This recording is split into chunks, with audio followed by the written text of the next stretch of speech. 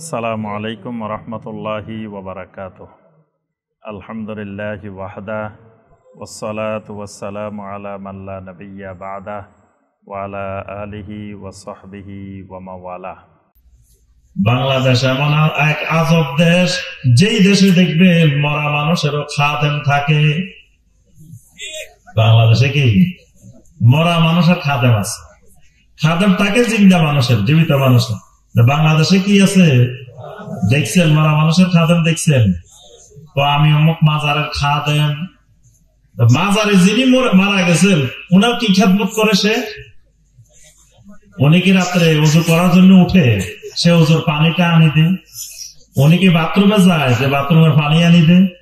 ওনারে কি মশা কামড়ায় যে মশারিটা লাগাই দে? তাহলে কি খেদমত করে? যে সে ধর্ম ব্যবসার খেদমত করে, মানুষের থেকে ঈমান হারানোর খেদমত করে, শিরিক করার খেদমত করে। তাহলে এই খাদেম একটা পাক্কা মুশরিক। কিন্তু দেখবেন খাদেম সাহেব লম্বা জুব্বাও আছে, লম্বা দাড়িও আছে, লম্বা পাগড়িও আছে, কিন্তু আসলে একটা পাক্কা মুশরিক। আচ্ছা, এখন এই যে খাদেম সাহেব, এই সন্তান কি সালেহীন সন্তান, ভালো সন্তান না? কারণ কি তার ভিতরে কি নাই? তাওহীদ নাই। সে তাওহীদও বুঝে না। তাওহীদ ছাড়া কোনোদিন কোন মানুষ ভালো মানুষ হইতে পারে না। এই সূত্র মনে রাখতে হবে। তাওহীদ ছাড়া কোন মানুষ জমিনে ভালো মানুষ হইতে পারে না। কারণ তাওহীদ হলো আল্লাহর হক বান্দার উপরে। তো যে আল্লাহর হক আদায় করে না, সে বান্দার হক কেমনে আদায় করবে?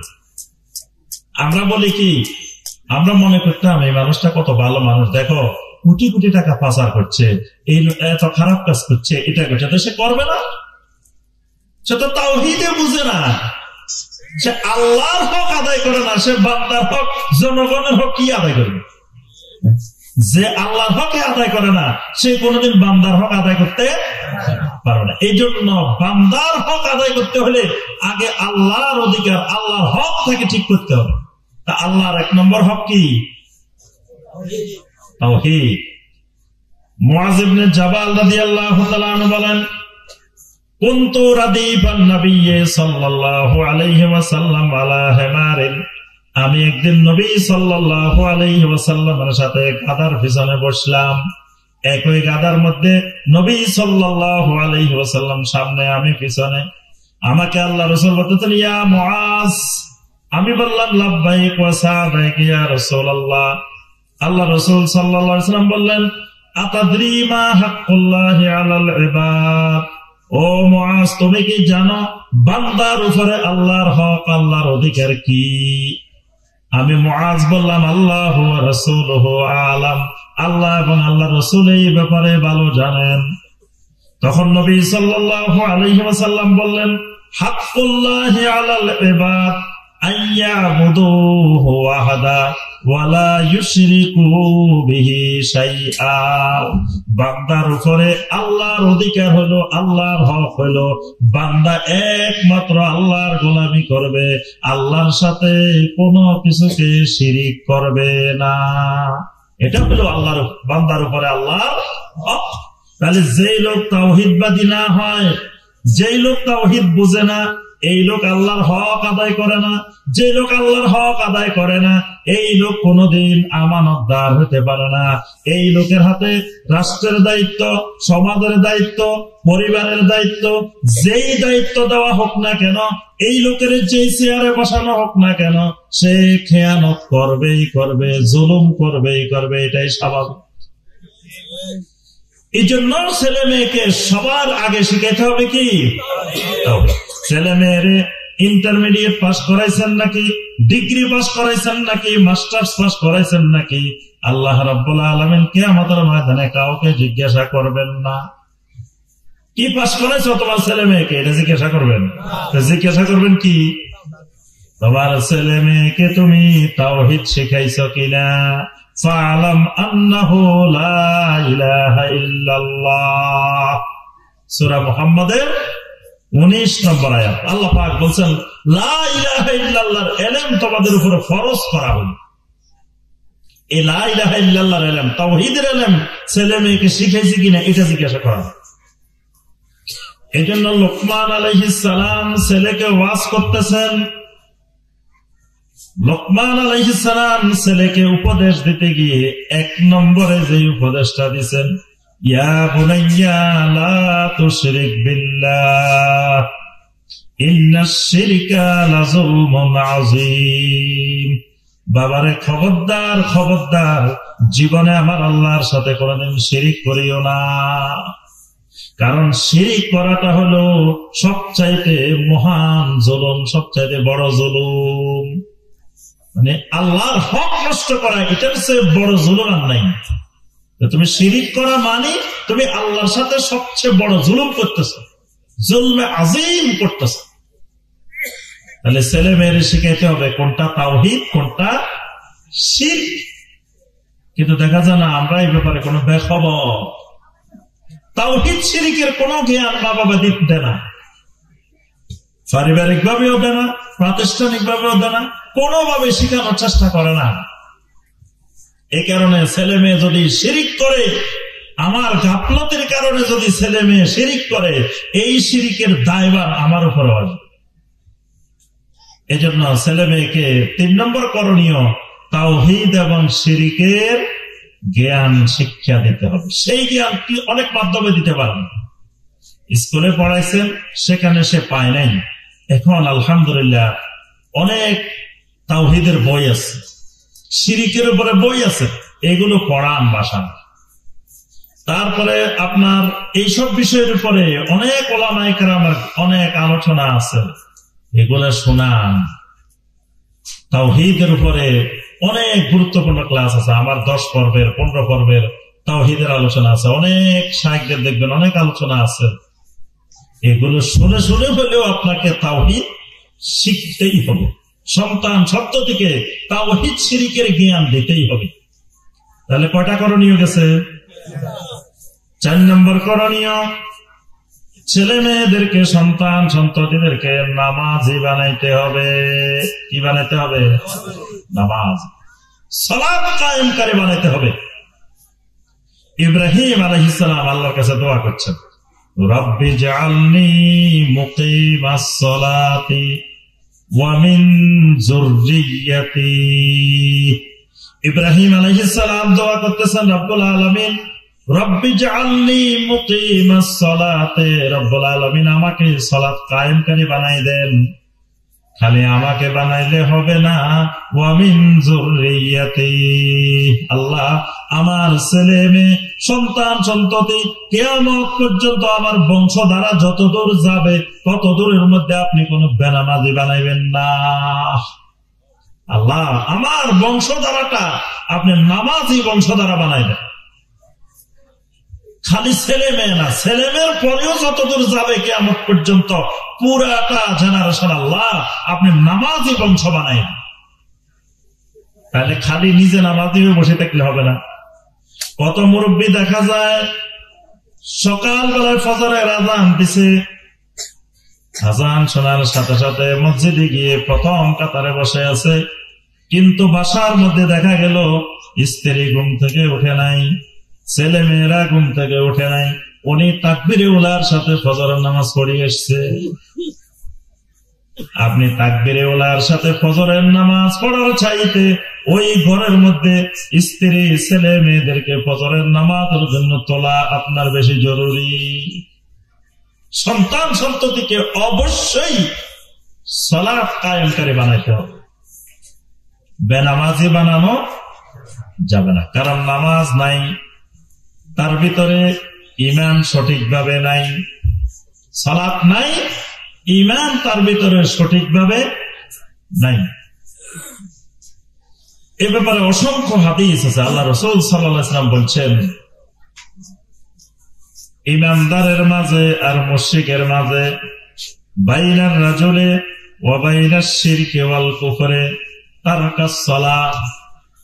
ঈমানদারের মাঝে আর কাফেরের মাঝে, ঈমানদারের মাঝে আর মুশরিকের মাঝে পার্থক্য হলো সালাত পরিত্যাগ করা, সালাত ছেড়ে দেওয়া।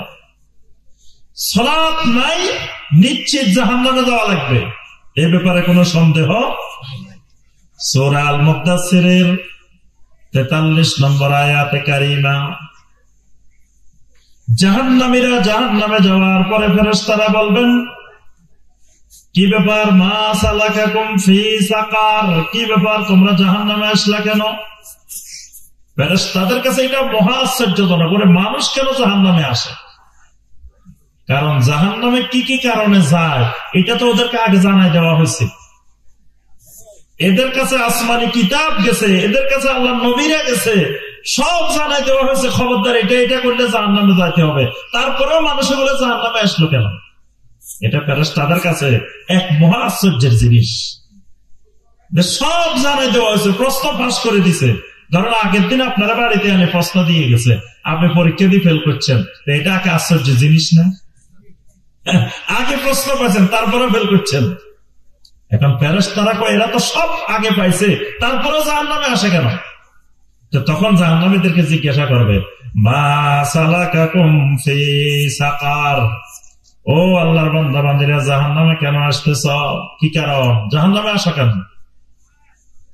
তখন তারা উত্তর দিবে, ক্বালু লাম নাকু মিনাল মুসাল্লিন, বলবে আরে দুনিয়ার জীবনে আমরা তো মুসল্লি ছিলাম না, সালাত কায়েমকারী ছিলাম না, আমরা মাঝে মাঝে জুমার দিন হাজিরা দিতে যাইতাম, এক শুক্রবার অজু করলে আরেক শুক্রবার পর্যন্ত আমরা আর অজু করতাম না, মাঝে মাঝে জুমার দিন হাজিরা দিতাম, ঈদের দিন হাজিরা দিতাম, শবে বরাতের দিন হাজিরা দিতাম, মাঝে মাঝে হাজিরা দিতাম, কিন্তু আমরা মুসল্লি ছিলাম না, নিয়মিত মুসল্লি ছিলাম না। তাহলে জাহান্নামে যাওয়ার যতগুলা কারণ, 1 নম্বর কারণ লাম নাকু মিনাল মুসাল্লিন, মুসল্লি ছিলাম না। সালাত এমন এক জিনিস, আল্লাহ রাব্বুল আলামিন সালাত শব্দটাকে ঈমান শব্দ দিয়ে বলছেন, অর্থাৎ ঈমান আর সালাত একই সূত্রে গাঁথা। সালাত আছে, ঈমান আছে, সালাত নাই, ঈমান নাই। সূরা আল বাকারার 143 নম্বর আয়াত। ওয়া মা কানা আল্লাহু লিইউদিয়া ঈমানাকুম, আল্লাহ রাব্বুল আলামিন বলেন আল্লাহ তোমাদের ঈমানকে ধ্বংস করতে চান না, ঈমানকে নষ্ট করতে চান না। এখানে সকল মুফাসসিরিন কিরাম, মুহাদ্দিসিন কিরাম বলেন ঈমানাকুম আই সালাতাকুম, আল্লাহ তোমাদের সালাতটা নষ্ট করতে চান না।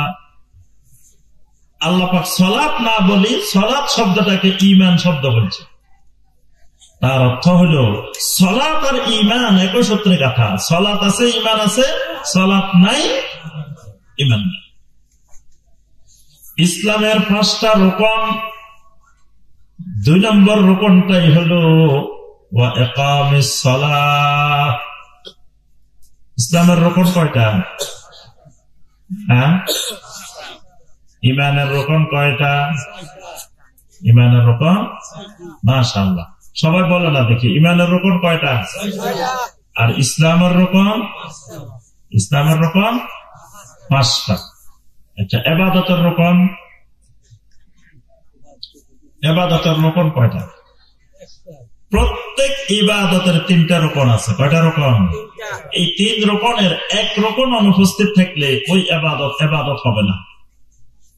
একটা হলো মাহাব্বা, একটা হলো আর রাজা, একটা হলো আল খাউফ। মাহাব্বা মানে আল্লাহর প্রতি ভালোবাসা, ইবাদতটা করতে হবে আল্লাহর ভালোবাসার সাথে, ইবাদতটা করতে হবে আল্লাহর কাছে আশা নিয়ে, ইবাদতটা করতে হবে আল্লাহর ভয় নিয়ে। 3 জিনিস থাকা লাগবে, ভালোবাসা, আশা, ভয়। এই 3টা হলো প্রত্যেক ইবাদতের রুকন। এরকম সবগুলা রুকন আছে, আর অন্যদিকে গেলাম না। তাহলে ইসলামের রুকন কয়টা? কথা কয় না। ইসলামের রুকন কয়টা? 5টা। তাহলে 2 নম্বর রুকনটা কি? 1 নম্বরটা কি? খালি ঈমান না। 1 নম্বরটা হলো শাহাদাতে আল্লাহ ইলাহা ইল্লাল্লাহ ওয়া আন্না মুহাম্মাদার রাসূলুল্লাহ, অর্থাৎ তাওহীদ এবং রিসালাতের সাক্ষ্য দেওয়া। শাহাদাটা হলো কি? ঈমানে ইসলামের 1 নম্বর রুকন। তাহলে ইসলামের 2 নম্বর রুকন হলো ওয়া ইকামিস সালাহ, সালাত কায়েম করা। সালাত আছে, ইসলাম আছে, সালাত যার ঘরে নাই, যেই পরিবারে সালাত নাই ওই পরিবারে ইসলাম নাই।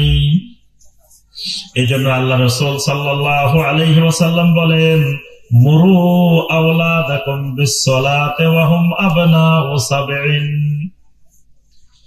7 বছর বয়স হওয়া পর্যন্ত সন্তানকে কোনো নির্দেশ দিও না। 7 বছর আগে এটা করো, এটা করো, এটা করো, এটা বাচ্চাকে, শিশুকে বলা যাবে না। 7 বছর হওয়ার পরে ওই শিশুটাকে তুমি নির্দেশ দাও। সর্বপ্রথম যেই নির্দেশটা দিয়ে শিশুটাকে শুরু করবা সেটা হলো বিসসালাহ। প্রথম নম্বরে সন্তানকে 7 বছর বয়সে যেটা নির্দেশ দিবা সেটা কি? সালাত। 10 বছর পর্যন্ত খালি নির্দেশ দিতে থাকো। 10 বছর পরে যদি সন্তান সালাত কায়েম না করে তাহলে ওয়াদরিবু আলাই, তাহলে শাস্তিও প্রয়োগ করো, মৃদু প্রহার করো, মারো। সালাত কায়েম করে না 10 বছর বয়সের সন্তান, আল্লাহ পাক বলেন শাস্তি দাও। তাহলে সন্তানকে আপনি সালাতের নির্দেশ দেওয়া ফরজ, সালাত শেখানো ফরজ, সালাত কায়েমকারী বানানো ফরজ।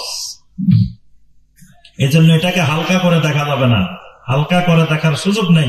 কিয়ামতের ময়দানে যখন বেনামাজির মা বেনামাজির বাবা হয়ে দাঁড়াবেন, আপনি নামাজি, আপনার সন্তান বেনামাজ, তাহলে কিয়ামতের ময়দানে আপনার পরিচয় হলো কি? বেনামাজির বাবা, বেনামাজির। আচ্ছা, দুনিয়াতে দেখেন আপনারা তখন পরিচয় দিয়ে মানুষ এইটা কেড়ে কয় অমুকের বাপ, কি অমুকের বাপ কয় না, আপনার নাম কয় না, কয় এটা অমুকের বাপ। তারপরে মহিলা করে কেড়ে অমুকের মা ছিলস না, এটা অমুকের মা। তাহলে সন্তানের পরিচয় দেয় না, তাহলে কিয়ামতের ময়দানে পরিচয়, ও এটা বেনামাজির আব্বা, ও এটা বেনামাজির আম্মা। তাহলে সেদিন পরিচয়টা কেমন হয়ে যাবে? এই কারণে ভয়াবহ বিপদ, ভয়াবহ বিপদ। আল্লাহ রাসূল সাল্লাল্লাহু আলাইহি ওয়াসাল্লাম বলেন, লা ইয়াদখুলুল জান্নাতা দাইয়ুস। কোন দাইয়ুস আল্লাহর জান্নাতে প্রবেশ করতে পারবে না, কোন দাইয়ুস আল্লাহর জান্নাতে যাবে না। দাইয়ুসটাকে নবী সাল্লাল্লাহু আলাইহি ওয়াসাল্লাম বলেন, আল্লাযী ইউকিররু ফি আহলিহিল খাবাস। যেই লোক পরিবারের প্রধান অথচ তার পরিবারে আল্লাহর হুকুম মানে না, তার পরিবারে অশ্লীলতা চলে, তার পরিবারে বেহায়াপনা চলে, তার পরিবারে সালাত পরিত্যাগ করে, কিন্তু আল্লাহর বান্দা কিছু বলে না, কিছু করে না। এই লোকের নাম কি? হাজী সাহেব ও দাইয়ুস হইতে পারে না? হাজী সাহেব কিন্তু আবার দাইয়ুস, মানে হাজী সাহেবের পরিবারে পর্দা নাই, হাজী সাহেবের পরিবারে নামাজ নাই, হাজী সাহেবের পরিবারে দিন নাই, ওই হাজী সাহেব দাইয়ুস হাজী সাহেব। যেই পরিবারের প্রধান তিনি যত আল্লাহ ওয়ালা হন না কেন, তার পরিবারের ভিতরে সবাই নামাজি হয় নাই, পর্দাশীল হয় নাই, ওই লোকটার নাম আল্লাহ রাসূল দিয়েছেন দাইয়ুস। নবী সাল্লাল্লাহু আলাইহি ওয়াসাল্লাম বলেন, কোন দাইয়ুস আল্লাহর জান্নাতে যাবে না। নাউযুবিল্লাহ। তাহলে পরিবারে বেনামাজি থাকা যাবে নাকি? কথা কয় না, বেনামাজি থাকা যাবে না, কোন অবস্থায় না। পরিবারে আমার ছেলে, আমার মেয়ে, আমার স্ত্রী, একজনও কোন অবস্থায় বেনামাজি থাকার সুযোগ নাই। এই সুযোগ দেওয়া যাবে না। এই সুযোগ না দেওয়াটাই মানবাধিকার। এই সুযোগ না দেওয়ার নাম মানবাধিকার। যেই মানব মনুষ্যত্ব নিয়ে বেঁচে থাকে সেটা তার মানবাধিকার। মনুষ্যত্ব যে জিনিসে হারায় ওইটা মানবাধিকার। এই জন্য আল্লাহর জমিনে আল্লাহর সবকিছু নিয়ে বেঁচে থাকবে অথচ আল্লাহ সালাত কায়েম করবে না, এটা মানবাধিকারের লঙ্ঘন। বুঝে আসছে? এই কারণে আমাদের পরিবারগুলোকে কি বানাইতে হবে? নামাজি। কয় নম্বর গেছে? 5 নম্বর, পরিবারের মধ্যে হেজাবের বিধান, পর্দার বিধান কায়েম করতে হবে। কিসের বিধান? পর্দার বিধান, হেজাবের বিধান। পরিবারের পুরুষেরও পর্দা করতে হবে, পরিবারের নারীরাও পর্দা করতে হবে। অনেকে মনে করে শুধু নারীরা পর্দা করবে, পুরুষের মনে হয় পর্দা করার দরকার নাই। পুরুষের উপরেও হেজাব ফরজ, নারীর উপরেও হেজাব ফরজ। পুরুষও পর্দা করতে হবে, নারীও কি করতে হবে, তবে পর্দার ব্যবস্থাপনাটা করে দিতে হবে পুরুষ। পরিবারের প্রধান যিনি, তিনি ওই পরিবারে পর্দার ব্যবস্থা করে দিবেন। পরিবারের মধ্যে যত পুরুষ মেহমান আসুক না কেন, কোন পুরুষ মেহমানের সামনে মহিলা এসে মেহমানদারি করা যাবে না। গায়ে মাহরামকে এসে মেহমানদারি করা যাবে? কিন্তু অনেক সময় বলে অমুক আসছে, অমুক আসছে। আরে আমার মেয়ের জামাই আসছে, ছেলের বউ আসে, একটু মেহমানদারি না করলে দুলাবাড়ি কেমনে হবে? হ্যাঁ, এই লোকের নাম দাইয়ুস। এই লোকের নাম কি? দাইয়ুস। একবার কালকে আমাদের এক শায়েখ আলোচনা করতেছিলেন, এক জায়গায় গেলাম, যে এক মাহফিলে গেলাম। ওই মাহফিলে যাওয়ার পরে দেখি যে ওই বাসার মহিলা আসি আমার মেহমানদারি করতে আসছে। শায়েখের মেহমানদারি করতে আসছে ওই বাসার মহিলা। আরো ওই লোক বলতেছে, শায়েখ আপনার ভাবি আপনারে এত পছন্দ করে, আজকে কইতেছে আপনার ভাবি নিজে হাতে খাওয়াইবো আপনার। আপনার শুনে আল্লাহু আকবার, শায়েখের মেহমানদারি করতে আসছে, কত বড় সাহস! তাহলে যে মহিলা শায়েখের মেহমানদারি করতে আসছে, এবার অন্য মানুষ আসলে কি করে? তাহলে বোঝা গেছে পরিবারের মধ্যে অবশ্যই হেজাবের বিধান কায়েম করতে হবে, না হয় দাইয়ুস। আল্লাহ রাব্বুল আলামিন হেজাবকে ফরজ করছেন। কুল লিল মুমিনিনা ইয়াগুদ্দু মিন আবসারিহিম ওয়া ইয়াহফাযু ফুরুজাহুম, সূরা নূরের 30 নম্বর আয়াত। আল্লাহ পাক বলেন, ও মুমিন পুরুষেরা, চোখগুলাকে সংযত রাখো আর যৌবনের হেফাজত করো, এটা তোমাদের পর্দা। নারীদেরকে আল্লাহ বলেন, ও নারীরা, ওয়া কুল লিল মুমিনাত ইয়াগুদ্দুনা মিন আবসারিহিন্না, নারীরা তোমাদের দৃষ্টিগুলা সংযত রাখো, চোখগুলাকে কন্ট্রোল করো। তাহলে চোখ কন্ট্রোল করতে পুরুষকেও বলছেন, নারীকে বলছেন, কারণ চোখ হলো শয়তানের ফতোয়াদের 1 নম্বর তীর, 1 নম্বর ফতোয়া হলো চোখ। এই চোখটা প্রথমেই সবকিছুর নকশা প্রণয়ন করে। এই চোখ, চোখ দিয়ে শুরু হয়, শয়তানের ফতোয়া চোখ দিয়ে শুরু হয়। এই কারণে যে চোখটাকে নিয়ন্ত্রণ করতে পারে সে ইমানের মজা পায়, ইমানের স্বাদ পায়। চোখ যদি নিয়ন্ত্রণে না থাকে, ইমানের মজা, ইমানের স্বাদ পাওয়া যায় না। এই জন্য আল্লাহ রাসূল সাল্লাল্লাহু আলাইহি ওয়াসাল্লাম বলেন, আমার উম্মতেরা 3টা চোখ কোনদিন জাহান্নামের আগুন দেখবে না। সালাসাতুল লা তারা আয়ুনুহুমুন নার, 3টা চোখ এমন আছে যেই চোখ কোনদিন জাহান্নামের আগুন দেখবে না। আল্লাহ পাক আমাদের চোখগুলোকে ওইরকম চোখ বানাই দিন। 1 নম্বর চোখ হারাসাত ফি সাবিলিল্লাহ, যেই চোখ আল্লাহর রাস্তায় পাহারা দিছে, অর্থাৎ মুজাহিদিনদেরকে পাহারা দিছে, মুজাহিদিনদের অস্ত্র শস্ত্র মালামাল পাহারা দিছে, ইসলামী রাষ্ট্রের সীমান্ত পাহারা দিছে, এই চোখগুলা কোনদিন জাহান্নামের আগুন দেখবে না। যেই চোখগুলা আল্লাহর ভয়ে কেঁদেছে, আল্লাহর ভয়ে যেই চোখ থেকে পানি বের হয়েছে, ওই চোখগুলাও কোনদিন জাহান্নামের আগুন দেখবে না। আল্লাহর নিষিদ্ধ জিনিসের দিকে যেই চোখ কোনদিন তাকায় নাই, আল্লাহ মানা করছে ওই দিকে তাকানো যাবে না, ওই জন্য তাকায় নাই। পর্নোগ্রাফি তার হাতের নাগালে ছিল, মোবাইলের মধ্যে ছিল, আল্লাহ নিষেধ করেছেন। আল্লাহ বলছেন, লা ইয়ানজুরুর রাজুলু ইলা আওরাতির রাজুল, এক পুরুষ আরেক পুরুষের সতরের দিকেও তাকানো যাবে না। ওয়ালা তানজুরুল মারআতু ইলা আওরাতিল মারআ, এক নারী আরেক নারীর সতরের দিকেও তাকানো যাবে না। তাহলে আবার পুরুষ নারীর সতর, নারী পুরুষের সতর এবং বিভিন্ন ধরনের অশ্লীল কার্যক্রম দেখা, এটা হারাম, জঘন্যতম হারাম। যেই চোখ এই হারাম গুলো দেখে নাই, আল্লাহর নিষিদ্ধ জিনিসগুলা থেকে বিরত ছিল, এই চোখগুলোও জাহান্নামের আগুন দেখবে না।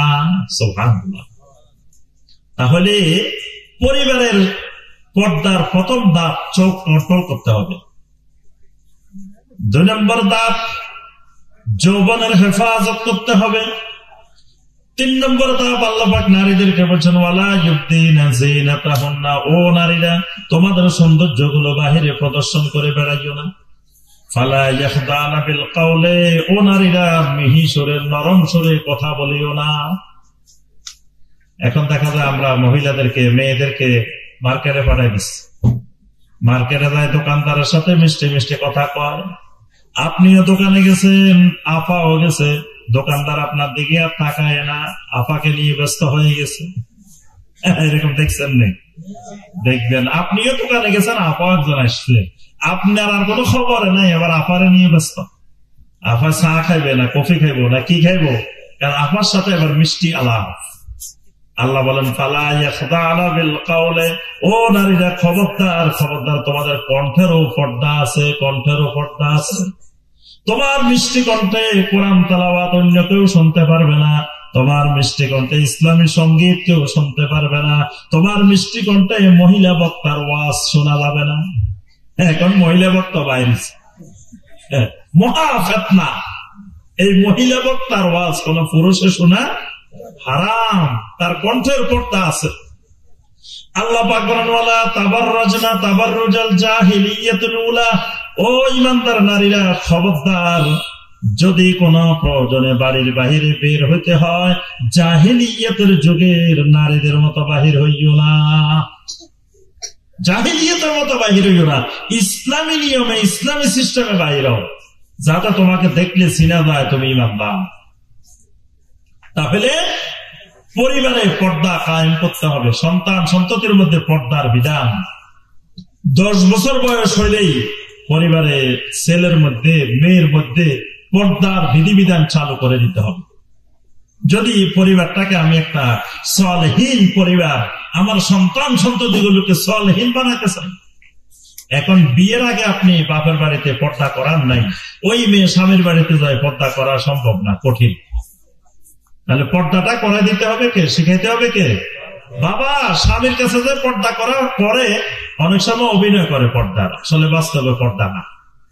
স্বামী পর্দা পছন্দ করে না, এজন্য স্বামীরে দেখলে পর্দা করে, অন্য সময় পর্দা করে না। মানে এটা হলো দেখানোর জন্য পর্দা, অন্তর থেকে সে পর্দা করে না, কারণ সে পর্দা করতে অভ্যস্ত না।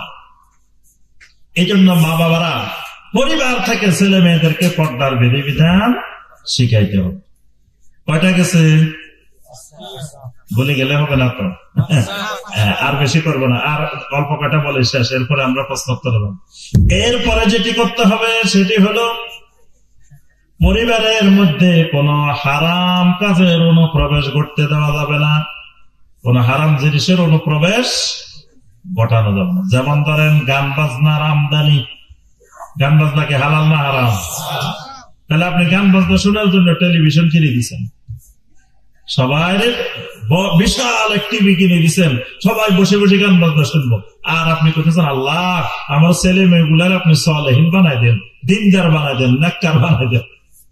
আপনি শয়তানের যন্ত্র ঘরে ঢুকে সবাই শয়তানের সামনে বসাই দিই, আপনি এবার করতেছেন আল্লাহ আমার ছেলেগুলারে কি বানাই দাও, নেককার বানাই দেন। কেমনি আল্লাহ পাক নেককার বানাবেন? আপনি নেককার বানাবেন কি প্রস্তুতি নিলেন? আপনি টেলিভিশন কিনে দিচ্ছেন, আবার আপনি একবারে ছোট ছোট ছেলে মেয়ে আপনি দামি দামি মোবাইল কিনে দিচ্ছেন, একেবারে দামি দামি ল্যাপটপ কম্পিউটার আনে দিচ্ছেন, ছেলেরে বড় ইঞ্জিনিয়ার বানাই ফেলবেন। মানে এখনো ছোট্ট, এখনো ঠিক মতো মানে স্বাভাবিকভাবে দুনিয়াদারি বুঝে না, ওই অবস্থা আপনি সব আনি ছেলেরে বিরাট ইঞ্জিনিয়ার বানাই ফেলতেছেন। কম্পিউটার শেখার জন্য, এইগুলা শেখার জন্য এই ছোট বয়স থেকে ইঞ্জিনিয়ারিং লাগে না। এই সময় এদের হাতে বিপজ্জনক জিনিস দিয়ে আপনি সন্তান সন্ততিকে বিপদের দিকে ঠেলে দিচ্ছেন। এই জন্য সালেহীন বানাইতে হলে ঘরের মধ্যে কোনো গান বাজনার আমদানি করা যাবে না, গান বাজনা হারাম কাজের আমদানি করা যাবে না। তারপরে বিজাতীয় কোন কৃষ্টি কালচার ঘরে ঢুকতে দেওয়া যাবে না। বিজাতীয় কৃষ্টি কালচার কি? আপনি ছেলে মেয়ের বার্থডে পালন করেন, ছোটবেলা থেকে বিজাতীয় কালচার শিখাইতেছেন আপনি, কি বার্থডে পালন করা ইসলামে আছে? এটা কার সংস্কৃতি? খ্রিস্টানদের বিজাতীয়, এটা মুসলিমের জন্য হারাম। এখন আপনি ঘরের মধ্যে বার্থডে পালন করেন, আজকে অমুকের বার্থডে, ব্যাগ নিয়ে আসতেছেন, বিশাল খানা দানার আয়োজন করতেছেন, কতজনের দাওয়াত দিতেছেন, তো ছেলে মেয়ে ছোটবেলা থেকে বিজাতীয় কালচারে বড় হইতেছে। আবার আপনি বিবাহ বার্ষিকী পালন করতেছেন, ম্যারেজ ডে পালন করতেছেন, এরকমও আছে। ছেলে মেয়ে সহ মা বাপের বিবাহ বার্ষিকী পালন করে, দেখছেন আপনারা? ছেলে মেয়েরা সহ মা বাপের ম্যারেজ ডে পালন করে, এই বিজাতীয় সংস্কৃতি। তারপরে বিয়ে শাদীর অনুষ্ঠানে গায়ে হলুদের নামে বিজাতীয় অশ্লীল অনুষ্ঠান, তারপরে গান বাজনা, এটা সেটা যা বিজাতীয় কৃষ্টি কালচার সব ঘরে ঢুকে ভর্তি। আপনার সামনে ছেলে হাফ প্যান্ট পরি পরি ঘুরে, হাফ প্যান্ট পরা কি ইসলামের সংস্কৃতি? বিজাতীয় সংস্কৃতি, হারাম। একটা মুসলিম ছেলে কোনোদিন হাফ প্যান্ট পরে মানুষের সামনে ঘুরতে পারে না। বেহায়া মানে হায়া নাই, বেহায়া মানে হায়া লজ্জাশীলতা নাই, হায়া নাই। এরকম বেহায়া ভাই আপনার সন্তান ঘুরতেছে, আর আপনি সলেহীন সন্তান বানাবেন। তারপরে আপনার সিডা প্যান্ট পরে ঘুরতেছে, সিডা প্যান্ট দেখছেন, মাঝখানে মাঝখানে একটা একটু সিডা। এই বিজাতীয় সংস্কৃতির অনুসরণ, চুলের মধ্যে বিজাতীয় সংস্কৃতির অনুসরণ, দাড়ির মধ্যে বিজাতীয় সংস্কৃতির অনুসরণ, গোফের মধ্যে বিজাতীয় সংস্কৃতির অনুসরণ, পোশাক আশাকে বিজাতীয় সংস্কৃতির অনুসরণ, এগুলো সন্তান সন্ততির মধ্যে দেওয়া যায়।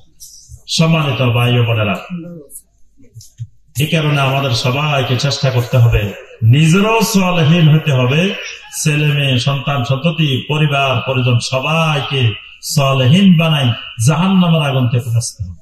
এই জন্য আল্লাহ পাক বলেছেন, ইয়া আইয়ুহাল্লাযীনা আমানু কু আনফুসাকুম ওয়া আহলিকুম নারা। ও ঈমানদাররা, তোমরা তোমাদের নিজেদেরকে, তোমাদের আহলকে, পরিবার পরিজনকে জাহান্নামের আগুন থেকে বাঁচাও। নিজেও বাঁচতে হবে, আমার ছেলে মেয়ে পরিবার পরিজন এদেরকেও জাহান্নামের আগুন থেকে বাঁচাইতে হবে। আর বাঁচাইতে হলে যে কয়টা জিনিস বললাম মৌলিক, এই জিনিসগুলো আগে নিশ্চিত করতে হবে, তারপরে দেখবেন ইনশাআল্লাহ বাকিগুলো আস্তে আস্তে আস্তে আস্তে ঠিক হয়ে যাবে। আল্লাহ রাব্বুল আলামিন আমাদের সবাইকে সালেহীন হওয়ার তৌফিক দান করুন। আল্লাহ পাক আমাদের সন্তান সন্ততিগুলোকে সালেহীন বানানোর তৌফিক দান করুন। আল্লাহ পাক আমাদের পরিবার পরিজনগুলোকে একটা ইসলামী পরিবার, কোরআন সুন্নাহর পরিবার, দ্বীনী পরিবার বানানোর আল্লাহ পাক তৌফিক দান করুন। আল্লাহ রাব্বুল আলামিন